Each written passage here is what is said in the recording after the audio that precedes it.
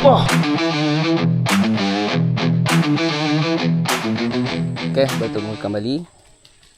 Wow. Apakah itu? Burung. So, hari ini kita kembali ke luagan danau. So, keadaan air sekarang macam ni lah. Tengah surut. So, beginilah keadaan luagan danau. Dia tengah surut. Jauh surut dia sekarang ni. Cuaca pun kering sekarang. Cuaca kemarau. So, hopefully kita akan dapatlah perbaikan toman. Hopefully ada toman juga. Sebab kawasan dia semakin mengecil. So, kita akan fokus pada tempat tu nantilah. Okay, apapun nanti kita tengoklah. Kumpau tak kumpau, nanti kita coba dulu.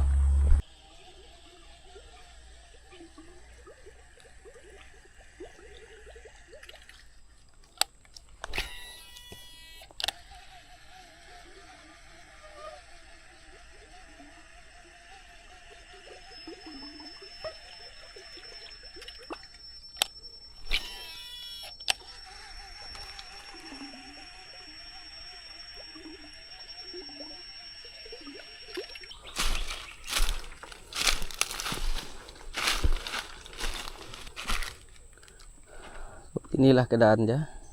Biasanya sini penuh air sini. Sekarang ni beberapa hari tak hujan. So, air dah kering. Biasa sini ada ni, toman. Sarang dia ni, sarang dia. Ni dua ni. So, air dah surut. Mungkin orang pergi ke kawasan-kawasan yang lebih dalam lah.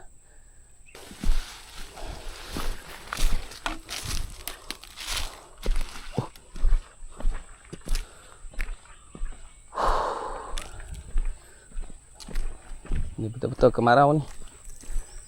Betul-betul kering. Biasa sini kawasan berair sampai sebelah sini. So, bila kering sini senang kita nak cari spot. So, ikan dia berkumpul lagi satu tempat lah. Hopefully jugalah. Sebab sekarang ni tengah pukul 1. Sepatutnya pukul petang nanti baru beli. Ikan lebih aktif, tapi tak apa, kita coba dulu.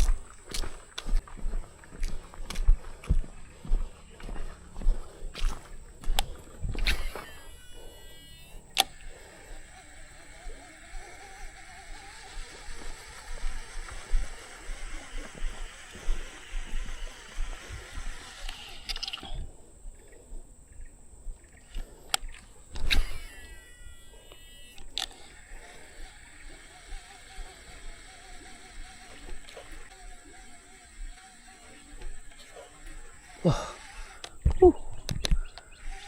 Melompat, guys. Melompat dia. Hai.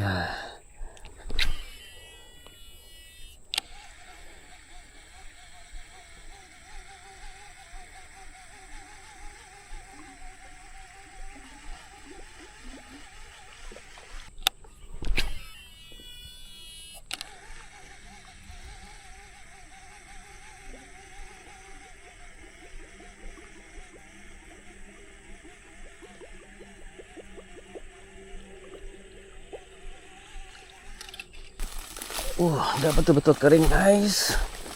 Ini betul-betul kering. Alamak. Ini kalau ada api, habis bakar semua.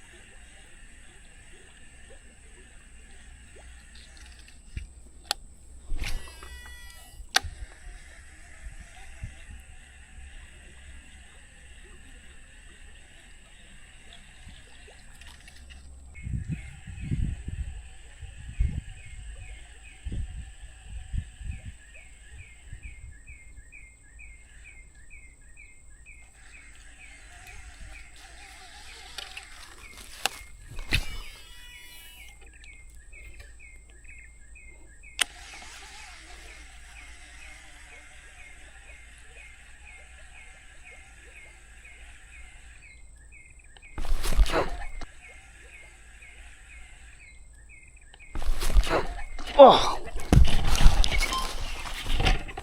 Wow.